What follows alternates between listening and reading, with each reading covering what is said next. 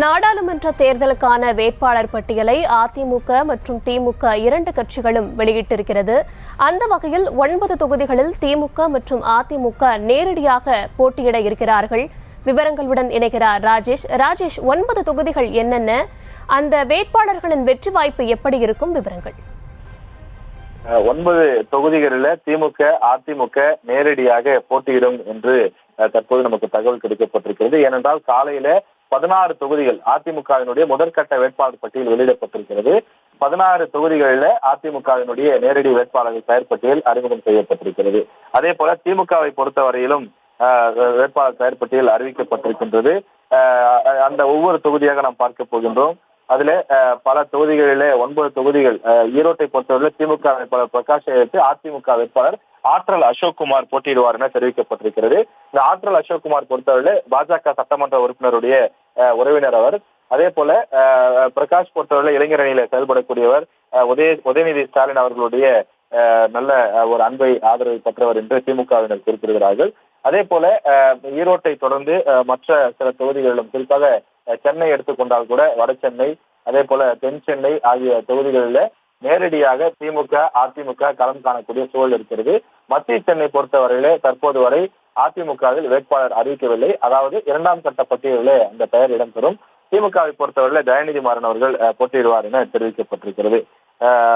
தொடர்ந்து திமுக போட்டியிடக்கூடிய 21 தொகுதிகளினுடைய பெயர் பட்டியல் வெளியாகி இருக்கின்றது. அதே போல அதிமுக போட்டியிடக்கூடிய 16 தொகுதிகளினுடைய பெயர் பட்டியல் வெளியாகி இருக்கக்கூடிய நிலையில் நேரடியாக அவர்கள் போட்டியிடக்கூடிய அந்த 9 தொகுதிகள் தற்போது பெயர் பட்டியல் வெளியாக இருக்கிறது. அதிமுகவை பொறுத்தவரை தென் சென்னையில் தமிழச்சி தங்கபாண்டியன் அவர்களும், தென் சென்னையில் ஜெயவர்தன் அவர்களும் போட்டியிடுகிறார்கள். இந்த இருவருமே ஏற்கனவே கடந்த முறையும் போட்டியிட்டார்கள். அதுல தமிழச்சி தங்கபாண்டியன் வெற்றி பெற்றிருந்தார். அதற்கு முன்பு, அதாவது 2014 ஜெயவர்தன் அவர்கள் வெற்றி பெற்றிருந்தார். இந்த முறை மீண்டும் இருவர் களம் காண்கிறார்கள். ஆரணி தொகுதியை பொறுத்தவரை தரணிவேந்தன் அவர்களும் அதிமுகவில் கஜேந்திரன் அவர்களும் போட்டியிடுகிறார்கள். சேலத்தை பொறுத்தவரையில் முன்னாள் அமைச்சர் செல்வ கணபதியை எதிர்த்து அதிமுகவின் இளம் வேட்பாளரான விக்னேஷ் களமிறக்கப்பட்டிருக்கின்றார். நாமக்கல்லில் உதயசூரியன் சின்னத்திலே போட்டியிடக்கூடிய வேட்பாளர் கொங்குநாடு மக்கள் தேசிய கட்சியை சார்ந்தவராக இருந்தாலும் அங்கு உதயசூரியன் சின்னத்திலே போட்டியிடக்கூடிய காரணத்தால் திமுக வெர்சஸ் அதிமுக என்றே பார்க்கப்படுகின்றது.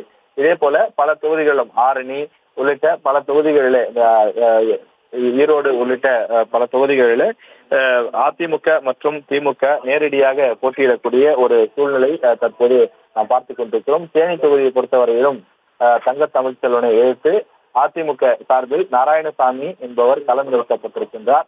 எனவே தொடர்ந்து 9 தொகுதிகளில் அதிமுக மற்றும் திமுக நேரடியாக களம் காண்கிறது. திண்டுக்கல்லை பொறுத்தவரையிலே திமுக தங்களுடைய கூட்டணிக்கு ஒதுக்கி இருக்கக்கூடிய நிலையில் அதிமுகவும் கூட்டணிக்கு ஒதுக்கி இருக்கிறார்கள். 9 தொகுதிகளில் திமுக மற்றும் அதிமுக நேரடியாக போட்டியிடும் என்று தற்போது தகவல் கிடைத்திருக்கின்றது.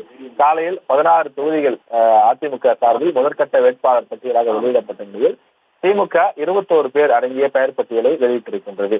வட சென்னை தென் சென்னை ஆகிய தொகுதிகளில் நேரடியாக போட்டியிடுகிறார்கள். அதே போல ஆரணி உள்ளிட்ட சில தொகுதிகளிலும் நேரடியாக திமுக மற்றும் அதிமுக வேட்பாளர்கள் நேரடியாக களம் காண இருக்கிறார்கள். எனவே இந்த தேர்தல் களம் என்பது மிக பரபரப்பாகவும் தொடர்ந்து இரு தரப்பிலும் பிரச்சாரத்தை முன்னெடுக்கக்கூடிய பல விஷயங்களையும் நாம் பார்க்க இருக்கின்றோம்.